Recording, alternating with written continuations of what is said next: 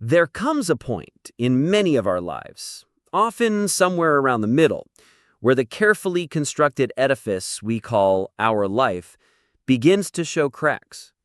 The career we diligently built feels hollow. The relationships we maintain out of habit feel draining. The values we thought were our own are revealed to be borrowed from society. A restless, unsettling energy begins to stir. A voice from deep within whispers, "Is this it? Is this all my one and only life was meant to be?" We call this, often dismissively, the midlife crisis. We associate it with clichés, the desperate attempt to recapture youth, the reckless purchase, the sudden, foolish affair. But what if we are profoundly misunderstanding this phenomenon? What if it is not a pathetic descent into foolishness, but one of the most important and potent spiritual and psychological opportunities of our entire lives? Welcome to Existential Psychology Insights. I know this is a deeply personal topic, and I want to personally thank you for being here to explore it. If this kind of deep, reflective content is what you're searching for, I invite you to subscribe to our channel. Today, we are going to redeem the midlife crisis. We will reframe it not as a crisis to be fixed or suppressed, but as an existential summons, a necessary, albeit often painful, call to adventure for the second half of life. It is the moment when your soul tells you, in no uncertain terms, that the life you have been living is no longer large enough to contain the person you are becoming. To understand this, we must look at life as a journey with distinct psychological stages.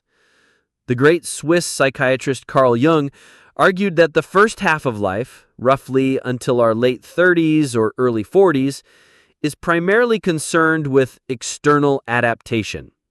Our main psychological task is to build our place in the world. We establish a career. We learn the rules of our society. We build a family. We create a stable identity, or what Jung called the persona, the social mask we present to the world. This is a necessary and important phase. We are building the container for our life. The midlife crisis is triggered when we succeed at this task, only to realize that the container we've built feels empty.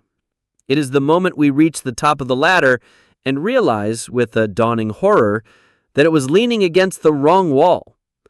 The goals of the first half of life, social approval, financial security, raising children, start to lose their motivating power, and as they fade, a void appears. This void is amplified by a new, powerful, and undeniable awareness, the awareness of our own finitude. In our youth, death is an abstract concept, but in midlife it becomes a concrete reality. We see our parents age and pass away. We see the first signs of our own physical decline. We realize that the amount of time we have left is now shorter than the amount of time we have already lived. The horizon, which once seemed infinitely distant, is now clearly visible. This confrontation with our own mortality is the great existential wake-up call. It forces a radical reevaluation. The question is no longer, what does the world want from me? But what do I want from the time I have left? The values of the collective, money, status, power, begin to seem trivial in the face of our impending non-existence. The focus must, and often does, shift from the external to the internal. This is what Jung called the great task of the second half of life: individuation. Individuation is the process of becoming who you truly are, an individual, a whole and undivided self. It means shedding the collective persona that served you in the first half of life and discovering the unique, authentic identity that lies beneath. It means turning your attention away from the demands of the outer world and towards the neglected landscape of your inner world. This process is why the midlife crisis is so often chaotic and painful. It is, in a very real sense, a death and a rebirth. The old familiar self, the stable persona you've identified with for decades, must begin to die. And this is a terrifying process. We grieve the loss of our youth, the loss of past identities, and the loss of the life we thought we were supposed to have. This grief can manifest as depression, anxiety, or restlessness. We might feel an intense urge to tear down the structures we so painstakingly built. This is where the clichés come from. The reckless affair can be a desperate attempt to feel alive again, a rebellion against a passionless existence. The sports car can be a symbol of freedom, a clumsy attempt to escape the feeling of being trapped. The sudden career change can be a cry from the soul to engage in more meaningful work. These actions are often destructive because they're unconscious. They're the flailing of a person trying to break free without a map, driven by a powerful, unexamined impulse. A constructive midlife crisis, on the other hand, is one that is entered into with consciousness. It means recognizing the restlessness and anxiety not as a problem to be medicated or distracted away, but as a signal to turn inward. It means having the courage to ask the hard questions. What parts of myself have I neglected? What passions have I suppressed? What is my soul calling me to do in this second chapter?